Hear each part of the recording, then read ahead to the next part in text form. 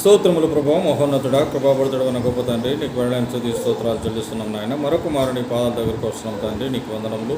సిలువలో పలికినటువంటి 7 మాటల్లో ప్రభావ 2 మాటలుగా నాయన మరి మేము ధ్యానించి ఉన్నాం. అలాగే 3వ మాటలో కూడా ధ్యానించడానికి సిద్ధపడి ఉంటున్నాం తండ్రి. మరి 3వ మాటలో కలిగినటువంటి అమూల్యమైనటువంటి రహస్యములను మర్మములను మా కొరకు బయలుపరచండి.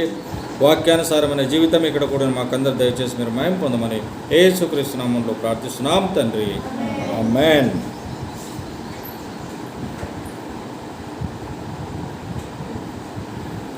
అమ్మా నీ స్తుతుడటంచు మరి యమ్మతో పలికి క్రమరని జననీ అంచు కర్తనుడివితి. ఇక్కడ ఈ పద్యభాగంలో విషయం ఏంటిదంటే, ఇదిగో నీ కుమారుడు అని తన తల్లితో చెప్పాను. ఇది మాట పద్యభాగంలో మనం చదివింటున్నాం. తర్వాత శిష్యుని చూచి ఇదిగో నీ తల్లి అని చెప్పాను. ఇది 3వ మాట. ఇక్కడ ఈ మాటలో ఏం గమనిస్తూ ఉంటున్నారు మీరు? దయచేసి అందరు వినాలి, కదలొద్దు, ఎక్కడి వారు అక్కడనే కూర్చోవాలి. మీరు కదిలితే మైండ్ కదులుతుంది, నా మైండ్ కూడా కిటికీలోకి వెళ్ళిపోతుంది బయటికి. మీరు మరి నా ముఖమే చూస్తారు, ఇంకా ఏం కనబడదు మీకు. కనుక ప్రియమైన దేవుని బిడ్డలారా, దేవుని సంగమా, జాగ్రత్తగా మరి దేవుని మాటలు వినడానికి ప్రయత్నం చెయ్యండి. ఓకేనా? వింటారు అందరూ? వింటున్నారుగా? నిద్ర వస్తుందా మేడం? వీళ్ళకి నిద్ర వస్తుందంట. మధ్య మధ్యలో నీళ్లు పెట్టాలండి. నీళ్ళు ఇస్తే కొంచెం తాగుతారు, మళ్ళీ నీళ్ళ కొరకు బయటికి వెళ్తారు వాళ్ళు. అలా కాకుండా నీళ్ళు అక్కడక్కడ పెడితే వాళ్ళే తాగుతూ ఉంటారు. మీకు కావాలంటే నీళ్ళ ఆంటీ దగ్గరనే తీసుకోండి, పక్కన ఎవరి దగ్గర నన్ను ఉంటే తాగండి, లాక్కొని తాగండి. వాళ్ళు ఇవ్వకపోయినా లాక్కొని తాగండి, నో ప్రాబ్లం. ఎవరైనా బాటలు కనిపించిందంటే లాక్కోండి, నా దగ్గర కూడా ఉంది, లాక్కోండి, నో ప్రాబ్లం. అలాగా నీళ్ళు తాగడానికి మాత్రమే లేవద్దు, సైలెంట్ కూర్చోవాలి. అది ముందే తాగాలి, లేదంటే వాళ్ళు తెచ్చిస్తారు. వాళ్ళు మీ మీద ప్రేమ ఉంటే ఎవరైనా తెచ్చిస్తారు, నో ప్రాబ్లం. అయితే ఇక్కడ తల్లి కొడుకు సంబంధం గురించి మాట్లాడుతూ ఉంటున్నాడు. లోకంలో నీకు ఏ గ్రంథం చెప్పదు తల్లి కొడుకులకున్న సంబంధం, ఏ గ్రంథం చెప్పదు. లోకంలో చాలా గ్రంథాలు ఉన్నాయి, చాలా మతాలు ఉన్నాయి, ఎవ్వరు చెప్పరు. ఒక్క పరిశుద్ధ గ్రంథం బైబిల్ చెప్తుంది. బైబిల్లో యేసయ్య చెప్తాడు. ఏమంటున్నాడు ఇక్కడ? తల్లితోటి మాట్లాడుతా ఏమంటున్నాడంటే ఆయన, ఇదిగో నీ కుమారుడు అంటున్నాడు. ఆ యోహాను ఈమె కుమారుడు కాడు. మరి ఈయన సిలువలో మరి చివరి దశలో ఉంటున్నాడు, మరణావస్థలో ఉంటున్నాడు. కనుక వేరే ఎవరినో మా అమ్మకు చూపించాల. కొడుకుకు తల్లికున్న ప్రేమ. మరి కొడుకు చనిపోతుంటే అమ్మ గుర్తుకొస్తుంది కదా, నేను చనిపోతే మా అమ్మ ఎట్లా బతుకుతుంది? పిల్లలు ఉన్నారు, వేరే వాళ్ళు, ఇంకా వాళ్ళ తమ్ముళ్ళు అన్నలు వాళ్ళందరూ ఉన్నా కానీ కూడా మన ప్రేమ మనకుంటుంది కదా. ఆయనకున్న ప్రేమ ఏంటిదంటే, అన్న ఉన్నాడులే చూసుకుంటాడులే, తమ్ముడు ఉన్నాడులే చూసుకుంటాడులే అనలే. ఆయన తమ్ముళ్ళని అన్నని అందరినీ పక్కకు పెట్టి నేను పోతే నా తల్లి ఎట్లా అంటే, ఆయన ఫీలింగ్ ఏంటిదంటే నేను ఒక్కనే ఉన్నాను అనేటటువంటి ఫీలింగ్ ఉండాలి ప్రతి కొడుక్కి. అలా ప్రతి కొడుక్కి ఆ ఫీలింగ్ రావాలా.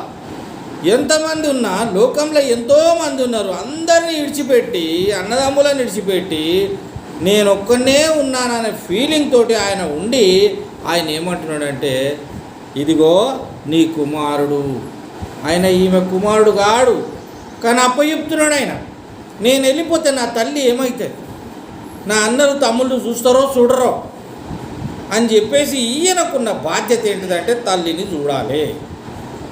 చూడాలి అనే బాధ్యతతోటి ఆ తల్లికి ఎవరినో ఒకరిని అప్పచెప్పాలని ఈయన శిష్యుడైనటువంటి యోహాన్ని తల్లికి అప్పచెప్పిండు. ఈయన నీ కుమారుడు అని అప్పచెప్పిండు. అప్పుడు ఆమె బాధలో ఉంటున్నది, కొడుకు సిలువలో ఉన్నాడు.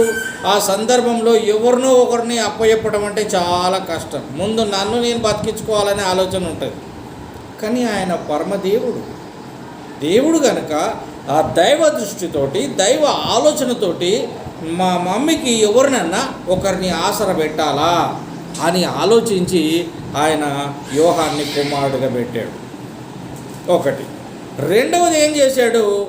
మళ్ళీ యోహాను కూడా ఒంటరివాడు శిష్యుడు, ఆయనకు కూడా ఎవరు లేరు కనుక అతని వైపు తిరిగి కూడా ఏమన్నాడంటే ఈమె నీ తల్లిరా బాబు అని ఆ వానికి కూడా చెప్పాడు, యోహానికి కూడా చెప్పాడు. అంటే ఆయన అనాథగా ఉంటూ ఉన్నాడు. తల్లి కొడుకు వెళ్ళిపోయిన తర్వాత అనాథగా ఉంటుంది కనుక ఈ అనాథ అయినటువంటి తల్లికి ఒక కుమారుడిని జత చేశాడు, ఈ కుమారుడు నీతోటి ఉంటాడు అని. అలాగే ఆ కుమారుడికి కూడా ఎవరు లేరని అనుకోకురా, నీకు అమ్మున్నది. ఈ రెండు మాటల మీద వృద్ధాశ్రమాలు అనాథాశ్రమాలు ఇప్పుడు ఉన్నాయి. వృద్ధాశ్రమాలు ఎందుకున్నాయి? ఈ మాటను బట్టి ఉన్నాడు. అదే పెద్దవాళ్ళు కనుకైతే కుమారులకు అప్పచెప్పాడు, చిన్నవాళ్ళు కనుకైతే పెద్దవాళ్ళకి అప్పచెప్పాడు. అలాగున వృద్ధాశ్రమాలు ఇప్పుడు చిన్నపిల్లల ఆశ్రమాలు ఇప్పుడు నడుస్తూ ఉన్నాయి. దేవుని ప్రేమను బట్టి, దేవుడు అప్పచెప్పిన మాటను బట్టి, ఆయన ఇచ్చిన ఆజ్ఞను బట్టి ఇప్పుడు అవి నడుస్తూ ఉంటున్నాయి. ప్రియమైనటువంటి దేవుని బిడ్డలారా, ఇది నిజంగా పిల్లలకు తల్లులకు గుర్తుకుంటే తల్లిదండ్రులను దూరం చేయరు. తల్లిదండ్రులు వృద్ధులైనాక తీసుకుపోయి ఎక్కడన్నా రోడ్డు మీద పడేద్దాం అనుకుంటున్నారు. అందుకని చెప్పేసి యేసయ్య రోడ్డు మీద ఎందుకు పడేస్తావురా, నేను ఏర్పాటు చేసిన అనాథాశ్రమం ఉన్నది అక్కడ పంపి అని చెప్తున్నాడు. అక్కడ పంపిస్తున్నారు ఇప్పుడు. అయితే ఇక్కడ విషయం మనం అర్థం చేసుకోవాల్సింది ఏంటిదంటే అనాథలకు ఆయన ఆప్తుడు, అనాథలకు ఆయన మిత్రుడు, అనాథలకు ఆయన ప్రేమికుడు, అనాథలకు ఆయన ఆపద్ బంధువు, ఆపద సమయాలలో ఆయన ఆదుకునేటటువంటి గొప్ప దేవుడు.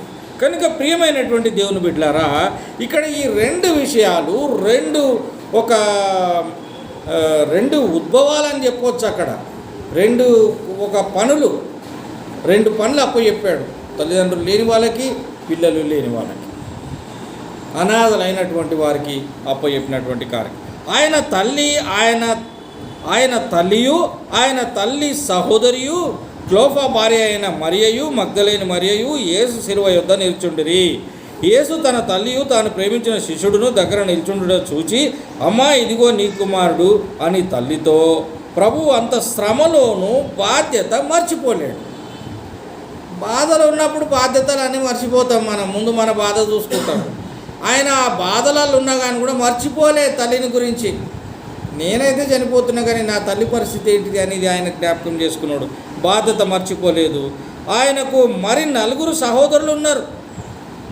మార్కు సువార్తలో 6:3లో యాకోబు, యోసేపు, యూదా, సీమోను అని 4 అన్నదమ్ములు ఉన్నారు ఆయనకి. మరి ఆయన అనుకోవచ్చు కదా, మా అన్నదమ్ములు చూసుకుంటారులే అని.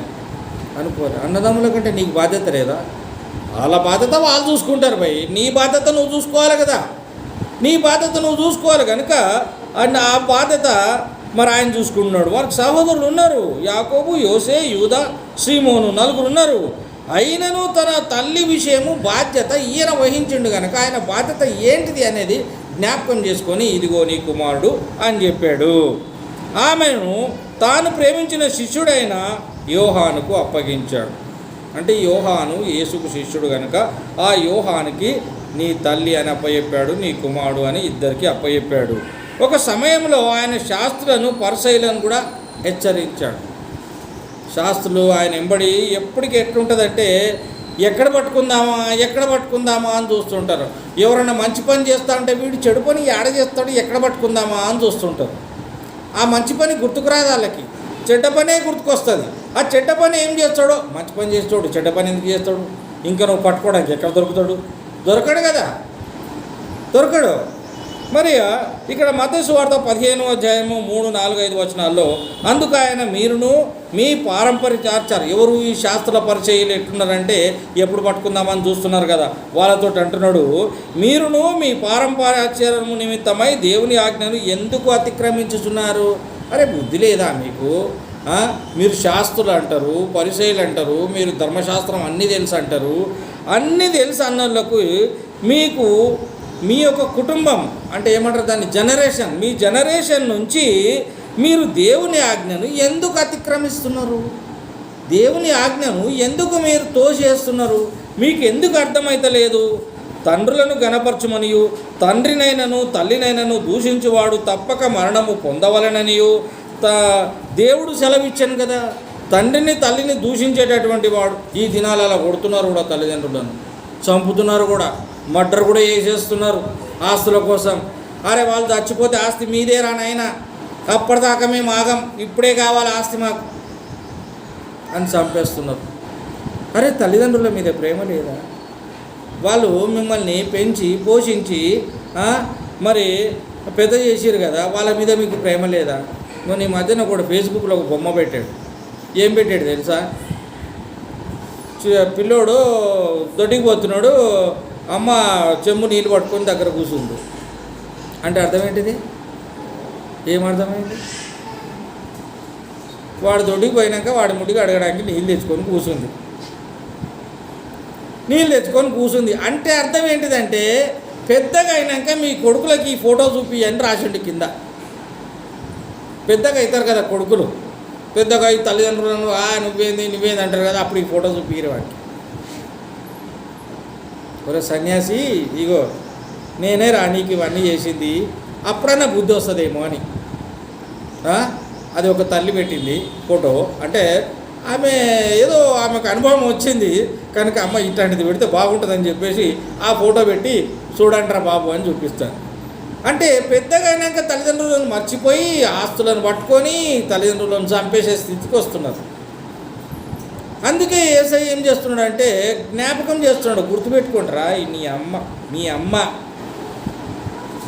ఈమె మీ అమ్మ అని గుర్తుపెట్టుకోమని ఆయన చెప్తున్నాడు. తల్లినైనను తండ్రినైనను ఎవడన్నా దూషిస్తే వాడిని పాత నిబంధన శాస్త్ర ప్రకారంగా రాళ్ళతోటి కొట్టి చంపేయాలి. కొత్త నిబంధన వచ్చిన తర్వాత, దేవుడు యేసయ్య వచ్చిన తర్వాత క్షమించేశాడు. పోనీలే వారికి మారుమనసు వస్తుందిలే అని చెప్పేసి మరి యావజ్జీవ కారాగార శిక్ష జైల్లో వేస్తే వాడు అక్కడి నుంచి అక్కడ చచ్చిపోతాడని చెప్పేసి 10 సంవత్సరాల తర్వాత వాడిని బయటికి ఇడమన్నాడు. ఎందుకు? అప్పటి వరకు బుద్ధి వస్తుంది దానికని. బుద్ధి వచ్చి అప్పుడు అమ్మో నేను చేసింది తప్పు అని వాడికి గుర్తు రావాలని చెప్పేసి ఆ విధంగా చేస్తారు. ప్రియమైనటువంటి దేవుని బిడ్డలారా, అలాగున చూసినట్టు కనుకైతే ఒకడు తన తండ్రినైనను తల్లినైనను చూసి నా వలన నీకేది ప్రయోజనమగునో అది దేవార్పితమని చెప్పిన ఎడల అతడు తన తండ్రినైనను తల్లినైనను గణపరచక్కర్లేదని చెప్పుచున్నాడు. అంటే నన్ను దేవుడు నీకు ఇచ్చిండు, ఎవరు? నీ పిల్లలని దేవుడు మీకు ఇచ్చిండు కనుక మీరు కూడా నాకు దేవుడు ఇచ్చిన వాళ్ళే అనేది వాడు గుర్తుపెట్టుకోవాలి. అది యేసయ్య మాట్లాడుతూ ఉంటాడు. యేసయ్య మాటలోని అంతరార్థం, ఆయన ఏది చెప్పాడో అది చేసి మనము చూపించాలి. ఏం చెప్పిండో అది చూపించాలి. యేసు వలె మనమును మన తల్లిదండ్రుల బాధ్యతను విస్మరించొద్దు. యేసు ఎట్లా తల్లిదండ్రులను జ్ఞాపకం చేసుకున్నాడు, గుర్తుపెట్టుకున్నాడు, తల్లి బాధ్యత కుమారునికి అప్పచెప్పిండు. తర్వాత శిష్యుని చూసి ఇదిగో నీ తల్లి అని చెప్పిండు. ఆ గడియ నుండి ఆ శిష్యుడు ఆమెను ఇంట చేర్చుకొనెను, ఆమెను ఎంట పెట్టుకొనెను అని లేదు ఇక్కడ. ఇంట చేర్చుకొనెను అంటే ఆమె ఇంట్లోకి తీసుకుపోయి ఆ దగ్గర పెట్టుకున్నాడు. మా మమ్మీ నువ్వని, మా మమ్మీ నువ్వు ఈ రోజు నుంచి నీకేం కావాలో నన్ను అడుగు, నేను చేస్తా అని ఆయన ఇంట్లో పెట్టుకున్నాడు. యేసు ఆ శిష్యుడు తన ఇంట చేర్చుకున్నాను. యేసు తాను ప్రేమించిన తన శిష్యునికి తన తల్లి బాధ్యతను అప్పగించాడు. అన్ని సందర్భాలలో యోహాను గారి ప్రేమ అన్ని చోట్ల వ్రాయబడలేదు, కానీ తల్లి విషయంలో మనకు బయటపడ్డది. అంటే తల్లిని అప్పచెప్పిండు కనుక తల్లిని ప్రేమించినటువంటి శిష్యుడు తల్లిని స్వీకరించుకొని తన తల్లిగా ఆయన నిర్ణయించుకున్నాడు. తల్లిగా ఆమెను తన ఇంట్లో మరి చోటిచ్చాడు అని చూస్తుంటున్నాం. ప్రియమైనటువంటి దేవుని బిడ్డలారా, అలాగున మరి అప్పచెప్పినటువంటి విషయాన్ని మనం గమనించాలి. ఇక్కడ మనం 2 తేడాలు గమనిద్దాం. ఒకటి యేసు ప్రేమను, 2 యేసు ప్రేమించిన వారు. ఒకటేమో యేసు ప్రేమ, రెండవది యేసును ప్రేమించిన వారు. యేసును ప్రేమించిన వారు ఎవరు? శిష్యుడు యేసును ప్రేమించుండు కనుక, యేసయ్య మాట విన్నాడు కనుక ఆ శిష్యునికి తన తల్లిని అప్పచెప్పిండు. ఎవరు పడితే వారికి అప్పచెప్తాం, అవునా? ఎవరు పడితే వాళ్ళకి అప్పచెప్పాం కదా. మరి ఎవరు పడితే వాళ్ళకి అప్పచెప్పమంటే ఒక మాట గుర్తుకొచ్చింది నాకు. ఒక అమ్మ ఒకడిని అంటే ఆమెకు ఎవరు లేరు, ఒక్కతే ఉన్నది. ఆ ఒక్కతే ఉన్నది కదంట అని చెప్పి ఒక అతన్ని పెంచుకున్నది, దత్తత తీసుకున్నది, తెచ్చుకొని పెంచుకున్నప్పుడు మరి ఈ పెంచుకున్న ఆవిడకు ఆస్తి బాగా ఉంది. వానికి అన్ని రకాలుగా చూసుకుంటుంది. అన్ని రకాలుగా చూసుకుంటున్నా కానీ కూడా వాడు సాక్ష్యం లేకుండా ఆమెను చంపేశాడు. సాక్ష్యం లేకుండా చంపేశాడు. సాక్ష్యం దొరకలేదు, ఆమె శవము దొరకలేదు, ఎక్కడ చచ్చిపోయింది దొరకలేదు, ఎంక్వైరీ చేస్తే దొరకలేదు. ఆఖరికి వాడిని పట్టుకొనే వాడిని హింసిస్తే వాడే చెప్పిండు, కానీ బయట మాత్రం సాక్ష్యం దొరకలేదు. నువ్వు ఎట్ట చంపినవురా సాక్ష్యం లేకుండా? కాకపోతే నువ్వే చంపినవు అన్న విషయం మాకు బాగా అర్థమైంది, కానీ ఎట్ట చంపినవు అనేది మాకు తెలుస్తలేదు. చెప్తావా, నిన్ను కూడా చంపమంటావా అని ఏదో రూల్ పెట్టిరాళ్ళు. వాడు చెప్పింది ఏంటిదంటే, వాడు ఇక్కడనే ఒక దేశం, వాడు అమెరికాలో ఉంటూ ఆఫ్రికాలో ఫ్రెండ్ దగ్గరికి పోయినట్టు ప్లేన్ టికెట్ సృష్టించాడు. ఆఫ్రికా ఫ్రెండ్ దగ్గరికి వెళ్ళి మళ్ళీ అక్కడి నుంచి టికెట్ సృష్టించి మళ్ళీ అమెరికాకు వచ్చినట్టు టికెట్ సృష్టించాడు. ఆమె చనిపోయిన టైంలో నేను లేను అన్నట్టు ఆ టికెట్లు చాలా తెలివి చాకచక్యంతో ఈ రోజులలో కూడా సంపాదిస్తారు. అట్లా సంపాదించి ఏం చేశాడు, ఆమెను చంపేశాడు. చంపేసిన తర్వాత వాడు చెప్పిన మాట ఏంటిదంటే, ఆమెను చంపి ఒక షాప్లో వెళ్ళి యాసిడ్ డబ్బాలు కొనుక్కొచ్చాడు. యాసిడ్ డబ్బాలు కొనుక్కొచ్చేటప్పుడు బిల్లు ఇస్తారు కదా, ఆ బిల్లు పట్టుకున్నారు వాళ్ళు. బిల్లు దొరికింది వాళ్ళకి. ఆ బిల్లుతోటి ఆరాధిస్తే మొత్తం తేలింది. యాసిడ్ డబ్బాలు తీసుకొచ్చి ఆమెను చంపేసి బాత్రూంలో తీసుకుపోయి పడేసి మీద యాసిడ్ డబ్బాలు పోసాడు. ఏమవుతుంది యాసిడ్ డబ్బాలు పోస్తే? మొత్తం కరిగిపోయి నీళ్ళయి వెళ్ళిపోయి. ఇక శవం ఎక్కడ దొరుకుతుంది? దొరకదు. అంటే ఎవరినైనా నమ్మాలంటే కూడా చాలా భయం.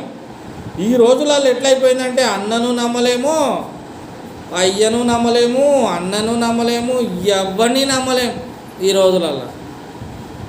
కేవలం యేసయ్యను అంటాడు ఏంటంటే, ఎవరిని ప్రేమించకండి, మీరు నన్ను ప్రేమించండి, నన్ను ప్రేమించి నేను చెప్పిన ఆజ్ఞ ప్రకారంగా మీరు ఫాలో అయితే మిమ్మల్ని నేను చూసుకుంటా అన్నాడు.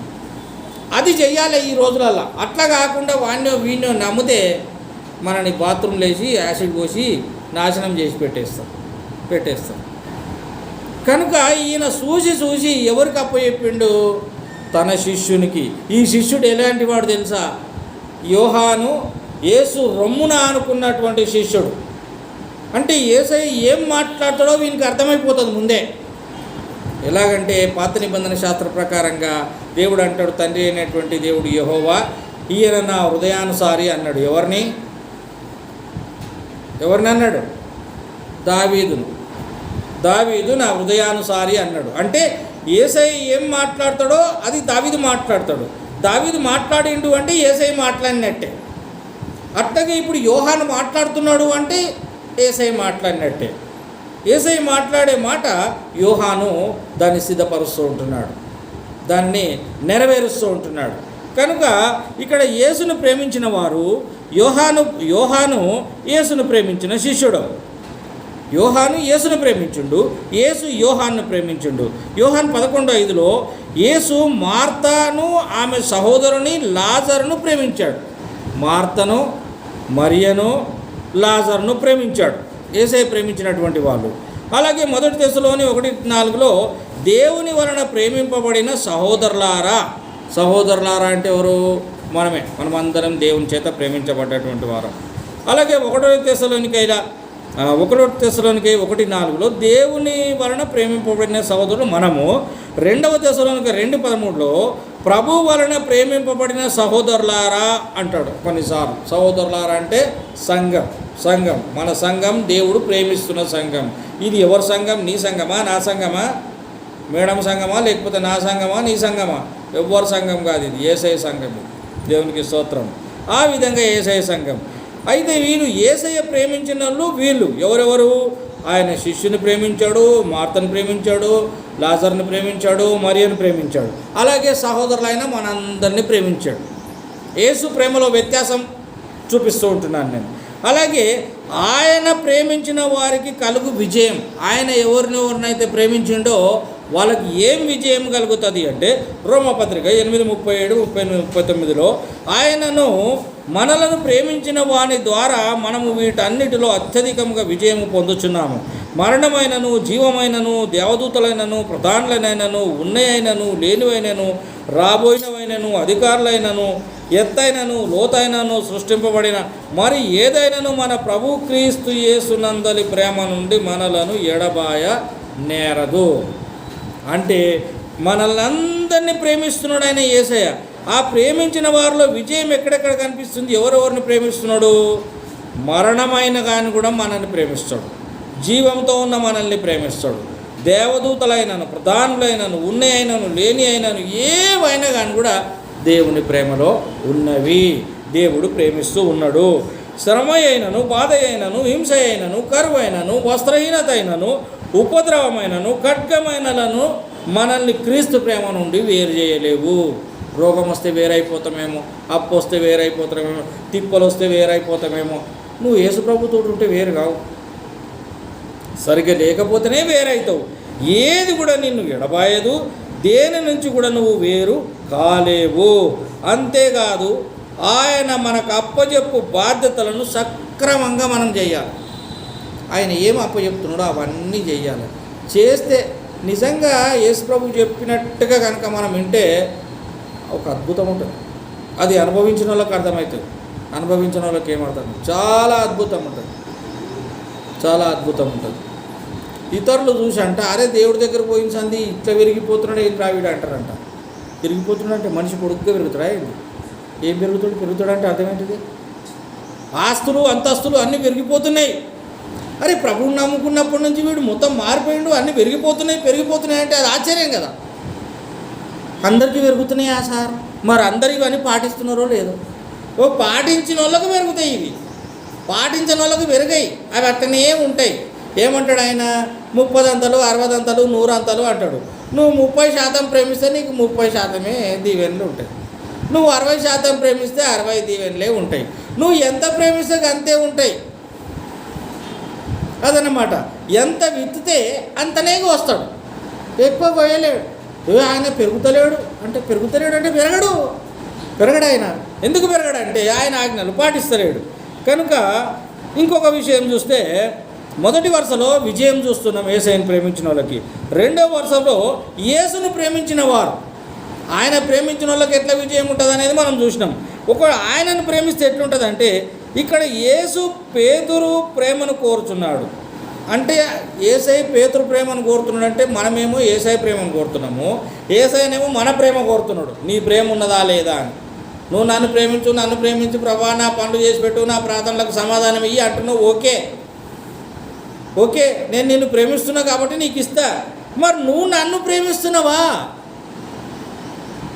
దీనికి సమాధానం ఉండదు, మన దగ్గర సమాధానం ఉండదు. ప్రేమిస్తే మనకు అర్థమైపోతుంది. ప్రేమిస్తే ఆయన చెప్పినట్టు వింటాం. ప్రేమిస్తే సిగరెట్ ఎందుకు తాగుతాం? ప్రేమిస్తే మందు ఎందుకు తాగుతాం? ప్రేమిస్తే బూతులు ఎందుకు తిరుగుతాం? ప్రేమిస్తే ఇష్టం వచ్చినట్టు ఎందుకు తిరుగుతాం? ప్రేమిస్తే ఆయన ప్రేమలో చెప్పినయే చేస్తాం. ఇక్కడ యేసు పేతురు ప్రేమను కోరుచున్నాడు అంటే మన ప్రేమను కోరుతున్నాడు అని అర్థం. పేతురు ప్లేస్లో మన ప్రేమను కోరుతున్నాడు. యోహాను 21:15లో యేసు సీమోను పేతురును చూసి, యోహాను కుమారుడవైన సీమోను, వీరికంటే నీవు నన్ను ఎక్కువగా ప్రేమించుచున్నావా అని అడిగాను. అంటే వీళ్ళందరికంటే నువ్వు నన్ను ఎక్కువగా ప్రేమిస్తున్నావా అని అడిగాడు. అడిగితే ఏమన్నాడు? సీమోను నన్ను ప్రేమించుచున్నావా అని ముమ్మారు అడిగాను. యేసు పేతురు ప్రేమను కోరుచున్నాడు కనుక 3 సార్లు అడిగాడు. పేతురు ప్రేమను దృఢపరచుకొనిన ప్రభు పేతురు నిజంగానే నన్ను ప్రేమిస్తున్నాడని అర్థమైంది యేసయ్యకి. కనుక నిజంగా ఎవరైతే ప్రేమిస్తారో యేసయ్యని వాళ్ళకు ఒక పని అప్పచెప్తాడు ఆయన. దేవునికి స్తోత్రం, హల్లెలూయా. వాళ్ళకు ఒక పని అప్పచెప్తాడు. ఏం అప్పచెప్పాడు? తన గొర్రె పిల్లలను మేపే బాధ్యత, గొర్రెలను కాచు బాధ్యత, గొర్రెలను మేపు బాధ్యత అప్పగించాడు. 3 సార్లు అడుగుతాడు ఆయన. పేతురు నువ్వు నన్ను ప్రేమిస్తున్నావా? పేతురు నువ్వు నన్ను ప్రేమిస్తున్నావా? పేతురు నువ్వు నన్ను ప్రేమిస్తున్నావా? మనమైతే ఎన్నిసార్లు చెప్పాలి సార్? అరే మళ్ళీ చెప్పిందే మళ్ళీ అడుగుతున్నావు. ప్రేమిస్తున్నానని చెప్పాను కదా నేను అంటాం మనమైతే. కానీ ప్రేమిస్తున్నానా అనే దాంట్లో ఇంటర్నల్ మీనింగ్ ఉన్నది, అర్థం ఉన్నది దాంట్లో. అది అర్థం చేసుకున్నాడు పేతురు కనుక ఏం మాట్లాడలేడు. మనమైతే ఏం మాట్లాడుతున్నావు సార్? ఒకసారి చెప్తావు, 2 సార్లు చెప్తావు, 3 సార్లు మళ్ళీ ప్రేమిస్తున్నావు అంటున్నావు. నీ ప్రేమించేందా నీ దగ్గర ఉన్నానా? నేను ప్రేమించేందే మందిరానికి వస్తున్నానా? యేసయ్యని ప్రేమించేందే నేను పాటలు పాడుతున్నానా? యేసయ్యని ప్రేమించేందే బైబిల్ చదువుతున్నానా? ప్రార్థన చేస్తున్నానా? ప్రేమించే పట్టుకునే కదా సార్ నేను చర్చికి వస్తున్నా. ప్రేమించకపోతే నేనెందుకు వస్తాను అంటారు. వీళ్ళు కూర్చున్న వాళ్ళు అందరూ ఏమంటారు అంటే, మేము ప్రేమించేవాడికనే చర్చికి వచ్చినాం కదా సార్ అంటారు. ఇప్పుడు దేవునికి స్తోత్రం, హల్లెలూయా. నిజంగానే దేవుని ప్రేమించారు కనుక మీరు చర్చికి వచ్చారు, అది ఒక్కటి. ఇంకా 2 ఉన్నాయి. గొర్రె పిల్లల బాధ్యతను మేపే బాధ్యత అప్పచెప్పిండట. మేపే బాధ్యత అంటే ఇక్కడికి వచ్చిన తర్వాత సపదా కూర్చొని పోయే బాధ్యత కాదు. మేపే బాధ్యత అంటే నీలాగా ఇంకెక్కడ చిన్న చిన్న గొర్రె పిల్లలు అన్న దొరికితే పట్టుకురమ్మంటున్నాడు. మేపే బాధ్యత, చిన్న గొర్రె పిల్లలను తీసుకురావాలి. మేపే బాధ్యత ఒకటి. మేపితేనే సరిపోదు, మళ్ళీ అది మేసుకుంటే ఆ కలీల వాడు అర్థంకి వెళ్ళిపోతుంది. అది పోతుందా పోదా? గొర్రెని తెచ్చినావు, ఒక్కరోజు చర్చికి పట్టుకొచ్చినావు, అది ఒక్కరోజు వస్తుంది. 2వ రోజు మెల్లగా నీవు వచ్చే చూసి అది సందిలో కూడా అర్థంకి వెళ్ళిపోతుంది. అది అందుకే ఆయన ఏమంటాడంటే, మేపే బాధ్యత అంటే వాక్యం తినిపించే బాధ్యత, చర్చికి తీసుకొచ్చే బాధ్యత, అది మేపడం. 2వది కాయడం. కాయడం అంటే కాపలా ఉండాలి. గొర్రె ఎక్కడ పోతుంది, చర్చికి వస్తుందా, మళ్ళీ వచ్చే వారం ఇంకెక్కడైనా పోతుందా పోవా? మళ్ళీ వచ్చే వారం ఈ గొర్రెలు వస్తాయో రావు ఏమో, పక్కన సందు కనబడదనుకో ఆ సందులకి వెళ్ళిపోతుంది. ఆ సందులకి వెళ్ళిపోతే ఈ మేపే బాధ్యత ఏ గొర్రెకి అవుతున్నదో ఆ గొర్రె చూసుకొని ఏం చేయాలి, అక్కడ ఎందుకు పోతున్నావురా, ఇక్కడ రా అని పట్టుకురావాలి వాడిని. ఇది కాసే బాధ్యత, గొర్రె తప్పిపోకుండా పట్టుకోవాలి. 3వ బాధ్యత ఏంటిది? మేపే బాధ్యత వేరు, మేపు బాధ్యత వేరు. మేపడం మేపు 2 ఒకటే కాదు సార్ అంటారేమో. మేపడం అనేది మేపు అనేది 2 ఒకటే కదా అంటారేమో. అమ్మ కాదు, 2 తేడాలు ఉన్నాయి. మేపడం అంటే ఒక కర్ర పట్టుకొని అక్కడ నిలబడి ఎక్కడ పోకుండా అటు మేయవే, ఈనవే, ఈను పాస్టర్ ఏమో చెప్తున్నాడు ఈను అని చెప్పాలి, అది మేపడం. 2వది మేపు బాధ్యత అంటే వానికి అర్థం కాకపోతే నువ్వే చెప్పాలి. మళ్ళా అరే ఆ సారు ఏదో చెప్పిండు చర్చిలో కానీ నాకు అస్సలు అర్థం కాలే, నీకు అర్థమైందా, నువ్వు చెప్పాలి మరి. అది మేపడం. మేపే బాధ్యత, కాచే బాధ్యత, మేపు బాధ్యత. ఈ 3 బాధ్యతలు పేతురు నువ్వు నన్ను ప్రేమిస్తున్నావా అన్న మాటలో దాగి ఉన్నాయి. అవి అర్థం కావాలి మనకి. అవి అర్థం కాకుండా ఎన్నిసార్లు చెప్తావా నువ్వు అంటే నీకు అస్సలు అర్థం కాలేదని అర్థం. అది తర్వాత ఇంకో మాట ఏమంటాడు ఆయన, యేసు పేతురు ప్రేమను కోరుతున్నారు, ఆ గొర్రెలను కాచే బాధ్యత అదంతా చూసుకున్నాం. రోమాపత్రిక 8:28లో దేవుని ప్రేమించు వారికి అనగా ఆయన సంకల్పం చొప్పున పిలువడిన వారికి మేలు కలుగుటకై సమస్తము సమకూడి జరుగుతున్నాయి. యేసయ్య దగ్గరికి ఎవరెవరైతే వస్తారో యేసయ్య వాళ్ళ కొరకు ఏమేమైతే చేయాలనుకుంటాడో అవన్నీ మన టైంకు జరిగిపోతాయి. మనం ఏం చింతపడని అవసరం లేదు. మేము యేసయ్య దగ్గర పోతున్నాం, యేసయ్యని నమ్మినాం, ఏ టైంలో మాకు అన్నం కావాలనో, ఏ టైంలో డ్రెస్ కావాలనో, ఏ టైంలో ఇల్లు కావాలనో ఆ టైంలో ఇచ్చేస్తాడు ఆయన. ఇప్పుడు 2వ వాక్యంలో ఏం చూసినాం మనము, యేసయ్యని కోరుకోవాలి, నువ్వు కావాలి, యేసయ్యని కోరుకోవాలి. ఆ దొంగ ఏం కోరుకున్నాడు, తండ్రి నన్ను జ్ఞాపకం చేసుకో నువ్వు వచ్చే రాకడ సమయంలో అన్నాడు. నువ్వు జ్ఞాపకం చేసుకో అంటే అర్థం ఏంటిది, నువ్వు నాకు కావాలి, నువ్వు నాకు దొరికితే నువ్వు నన్ను జ్ఞాపకం చేసుకుంటావు. నువ్వే నాకు దొరకలేదనుకో, నువ్వు నన్ను ఎట్లా జ్ఞాపకం చేసుకుంటావు? అదే విషయం, ఆయన మనకు దొరకాల కనుక 1 కొరింథీ పత్రిక 2:9లో దేవుడు తన్ను ప్రేమించి వారి కొరకు ఏమి సిద్ధపరచనో అవన్నీ మన కంటికి కనబడాయి కానీ ఇస్తాడు. దేవునికి స్తోత్రం, హల్లెలూయా. చెప్పండి ఒకసారి హల్లెలూయా అందరూ, హల్లెలూయా గడి చెప్పాలి. తినలేరా, తిన్నట్టున్నారు, ఉపవాసం ఉంటారు, మంచిది. దేవునికి స్తోత్రం, గట్టిగా చెప్పండి ఒకసారి హల్లెలూయా. అది అయితే వినండి, కొందరు మళ్ళీ వస్తారు, కొందరు మళ్ళీ రారు. అందుకే దేవుడు చక్కగా మాట్లాడుతుంది మీతోటి, జాగ్రత్తగా వినండి. అయితే ఏమంటున్నాడు, అవి ఏవి సిద్ధపరచనో అవి మన కంటికి కనబడలేదు, చెవికి వినబడలేదు, మనుషుకు హృదయంకు గోచరం కాలేదు, కళ్ళకు కనబడదు, చెవులకు వినబడదు, ఒక హృదయానికి అర్థం కాలేదు. దేవుని ప్రేమించే వారికి ప్రభు సంఘ బాధ్యత అప్పగిస్తుంది. దేవుని ప్రేమించేటోళ్ళకు బాధ్యత అప్పచెప్తాడు.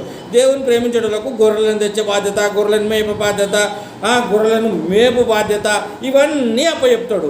గొర్రెలను మరి యేసయ్యను ప్రేమించిన వాళ్ళకు పనులు అప్పచెప్పాడు ఆయన. యేసయ్యను ఆయన డ్రమ్స్ కొడుతున్నాడు, ఆయనకు అప్పచెప్పిండు పని. నువ్వు డ్రమ్స్ కొట్టరా బాబు అని అప్పచెప్పిండు, డ్రమ్స్ కొడుతున్నాడు. ఇంకెవరికైనా పాట పాడే బాధ్యత అప్పచెప్తే పాట పాడాలి, ఎవరికైనా సాక్ష్యం చెప్పే బాధ్యత అప్పచెప్తే సాక్ష్యం చేయాలి. లేదు ఎవరు రాకముందు నేను వచ్చి ఊడుస్తా మొత్తం హాల్ అంతా అంటే ఊడు. లేదు ఎవరు రాకముందు నేను వస్తే ఏమన్నా ఇంకేమైనా పని ఉంటే చేస్తా అంటే చెయ్యి. అది నీకు ఆశీర్వాదం, నీకు బ్లెస్సింగ్. చదువులో మంచి మెమరీ పవర్ ఉంటుంది, ఉద్యోగం వస్తుంది, బిడ్డలు అవుతారు, ఇంట్లో డబ్బులు వస్తాయి, ఇవన్నీ వస్తాయి ఏసై పని చేస్తే. అది విషయం. అంటే కొన్ని కనబడాయి, కొన్ని వినబడాయి, అయినా కానీ కూడా మన హృదయానికి కూడా అర్థం కాకపోయినా కానీ కూడా మనకు బాధ్యతలు అప్పచెప్తాడు ఆయన ప్రేమించే వారికి తల్లి బాధ్యత అప్పగించాడు, కుమారుడి బాధ్యత అప్పగించాడు. ఆయన మన విశ్వాసతను బట్టి ఎరిగినప్పుడే మనకు బాధ్యత అప్పగిస్తాడు. మన విశ్వాసం ఎంత ఉన్నదో చూస్తాడు, మనకు బాధ్యత అప్పగిస్తాడు. మన విశ్వాసం సగం ఉన్నదనుకో, వేస్ట్ క్యాండిడేట్, వీనికి ఏం అప్పచెప్పొద్దని చెప్పేసి ఇంకోనికి అప్పచెప్తాడు. నీకు ఈ వారం పాట పాడే అవకాశం ఉన్నది, చర్చిలో పాట పాడే అవకాశం ఉన్నది, కానీ నీకు పాట రాదా, పాట పాడుతానన్నావు. అప్పుడు ఏం చేస్తాడు ఏసయ్య, వేరే పాట వచ్చినందుకు ఇచ్చేస్తాడు, నువ్వు పాడుకోరా బాబు అని చెప్తాడు. ఆ విధంగా చేస్తాడు. కనుక ప్రియమైనటువంటి దేవుని బిడ్డలారా జాగ్రత్తగా గమనించాలి. 1 యోహాను 4:19 ఆయనే మొదట మనల్ని ప్రేమించను కనుక మనం ప్రేమించుచున్నాం. ఆయన ప్రేమ మన మీద ఉన్నది కాబట్టి ఆయన శిలువ మరణము పొంది ఉన్నాడు. పాపం వలన వచ్చు జీతం మరణం. మనం పొందవలసిన మరణము ఆయన పొంది మనల్ని పాపము నుండి విమోచించాడు. ఆయనకు మన ఎడల ఎంత ప్రేమ ఉన్నది, ఎంత అపారమైన ప్రేమ ఉన్నది. ఆ ప్రేమను బట్టి ఆయన కలువరి శిలువలో బలి అయ్యే ఆ శ్రమలు పొందేటప్పుడు కూడా ఇదిగో నీ తల్లి, ఇదిగో నీ కుమారుడు అని అప్పచెప్పాడు ఆయన. మన ప్రేమ పరిమాణం ఎంత అని కనుక చూస్తే, మనము సంఘమును మనకు అప్పగించినప్పుడు దాన్ని మనం ఎట్లా కాస్తున్నాం, సంఘంలోకి వస్తున్నాం, ఏదైనా పని అప్పచెప్తే పని చేస్తున్నామా, గొర్రెల్ని ఎట్లు మేపుతున్నాం, మనము ఏ బాధ్యత లేని వారంగా ఉంటున్నామా, మందిరానికి వస్తున్నాం పోతున్నాం, రా పో అంతేనా, లేక సంఘానికి ఏమైనా ఉపయోగపడుతున్నావా, ఈ పిల్లోడు ఉపయోగపడుతున్నాడు, తబలాలు కొడుతున్నాడు, వాడు ఉపయోగపడుతున్నాడు, మనం ఎట్లా ఉపయోగపడుతున్నాం, ఏ రకంగా ఉపయోగపడుతున్నాం.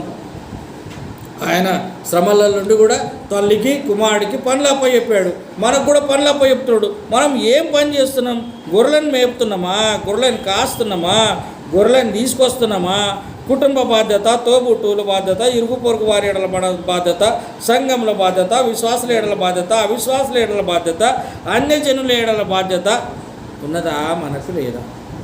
ఉన్నదా? ఏం లేదు. ఉండడానికి ప్రయత్నం చేయండి. అన్యులు ఏడాలా, ఇప్పుడు నేను చెప్పిన ఇన్ని బాధ్యతలు మనకు ఉండాలి. కుటుంబ బాధ్యత ఉండాలి, తోబుట్టువుల బాధ్యత ఉండాలి, ఇరుగు పొరుగు బాధ్యత, సంఘంలో బాధ్యత, విశ్వాసుల బాధ్యత, అవిశ్వాసుల బాధ్యత, అన్యజనుల బాధ్యత, ఇవన్నీ మన మీద ఉండాలి. ఆయన శిష్యునికి ఒక బాధ్యత అప్పచెప్పాడు, యో నీ తల్లి. మనకి ఇవన్నీ అప్పచెప్తున్నాడు. ఆ ఒక్కట్లో ఇవన్నీ ఉన్నాయి. తల్లిని అప్పచెప్పాడు, కుమారుని అప్పచెప్పాడు. ఆ ఒక్క దాంట్లో ఇవన్నీ బాధ్యతలు ఉన్నాయి. అలాగే 1 Timothy 5:8 ఎవడైనాను స్వకీయులను విశేషంగా ప్రేమించినట్టయితే, అంటే సొంతలను ఇంట్లోలను బాగా ప్రేమించి వాళ్ళకు బిర్యానీలు, వాళ్ళకు పండ్లు, వాళ్ళకు బట్టలు, వాళ్ళకు అడ్డమైన వస్తువులన్నీ తెచ్చిస్తుంటారు. రోడ్డు మీద అమ్మా అని కూడా అడిగేటానికి ₹1 కూడా దానం చెయ్యాలి. మరి ఎట్లా అంటే వాళ్ళ మీద బాధ్యత లేదా? ప్రభు పేతురును నన్ను ప్రేమించుచున్నావా అన్నాడు. 3వసారి అడిగినందుకు పేతురు కూడా వ్యసనపడ్డాడంటే 3వసారి అడిగినప్పుడు, ప్రభువా నీవు సమస్తం ఎరిగిన వాడవు, నిన్ను ప్రేమిస్తున్నానని నన్నెందుకు అడుగుతావు, నీకు తెలియదా? దేవునికి స్తోత్రం, హల్లెలూయా. పేతురు కూడా అన్నాడంటే 3వసారి అడిగినప్పుడు, అయ్యా నేను నీ ఎంబడే ఉన్నా, నీతోటే ఉన్నా, నేను ఎంత ప్రేమిస్తున్నానో నీకు తెలియదా సార్, మళ్ళీ అడుగుతున్నాం అన్నాడు. ఎంబడి ఉన్న వాళ్ళు అడుగుతారా? అట్లా అంటారా? నీ ఎంబడే ఉన్నగా సార్ నీకు తెలియదా అంటే క్వశ్చన్ చేసినట్టే కదా. క్వశ్చన్ చేయ అవసరంలే, ఆయన చెప్పింది వినాలా అంతే. ప్రభు పేతురుని అడిగిండు, పేతురు వాళ్ళకి సమాధానం ఇచ్చిండు. ఆయన మనలను ముందుగా ప్రేమించినాడు, మన ప్రేమను కోరుకుంటున్నాడు. ఆయన మనల్ని ప్రేమించాడు కనుక మనం ప్రేమను కోరుకుంటున్నాడు. పేతురు వలె నన్ను ప్రేమిస్తున్నాడు కనుక ఆయన అడుగుతాడు మనల్ని. అడిగినప్పుడు మనం ఏం చెప్పాలి? ఓకే అనాలి, అంతే. తెలియదా నీకో అనే మాట మాట్లాడొద్దు, ఓకే అనే విషయాన్ని మనము చెప్పాలి. ఆ విధంగా మరి దేవుడు, ప్రియమైనటువంటి దేవుని బిడ్డలారా, తల్లికి ఒక సంరక్షకునిచ్చి ఎల్లరకు మాదిరి, అంటే అందరికీ మాదిరి కనపరిచి, సృష్టికర్త అయినటువంటి దేవుడు తల్లిని కుమారుణ్ణి ఇద్దరిని ప్రేమించి వాళ్లకు అప్పచెప్పాడు. తల్లిని కుమారుడిని తల్లికి అప్పచెప్పాడు. ఆ విధంగా అప్పచెప్పినటువంటి మాటలో మరి మనము ఈ 3వ మాటలో చూస్తుంటున్నాం కనుక అలాగున మనం కూడా ప్రేమ కలిగి ఉండాలి. ఆయన ఏం చెప్పాడో ఆ మాటలన్నీ మన దృష్టిలో ఉన్నట్టు కనుకైతే మనం ముందుకు నడుస్తాం. ప్రార్థన చేసుకుందాం. ప్రియ ప్రభువా, నీవు మమ్మల్ని ప్రేమించి మమ్మల్ని ఎంతగానో కరుణించి మమ్మల్ని దీవించి మమ్మల్ని నడిపిస్తూ ఉంటున్నావు తండ్రి, నీకు స్తోత్రం. నిన్ను ప్రేమించే వరుస క్రమమును మాకు దయచేయండి. నీవు మాపై ఉంచే బాధ్యతలను మేము నమ్మకముగా నెరవేర్చడానికి మాకు సహాయం చేయండి. ఏ ఒక్కటి తప్పకుండా నీ ఆజ్ఞ ప్రకారంగా మేము జీవించి నీ మాటలనన్నిటినీ మేము నెరవేర్చే విధంగా అనుదినం మాకు నేర్పిస్తున్నావు. ఈ ప్రత్యేకమైనటువంటి దినంలో కూడా మీరు మాకు నేర్పించారు. అలాగూ చేయడానికి మాకందరికీ సహాయం చేసి మీరు మహిమ పొందమని నజరేయుడు అతి పరిశుద్ధుడైనటువంటి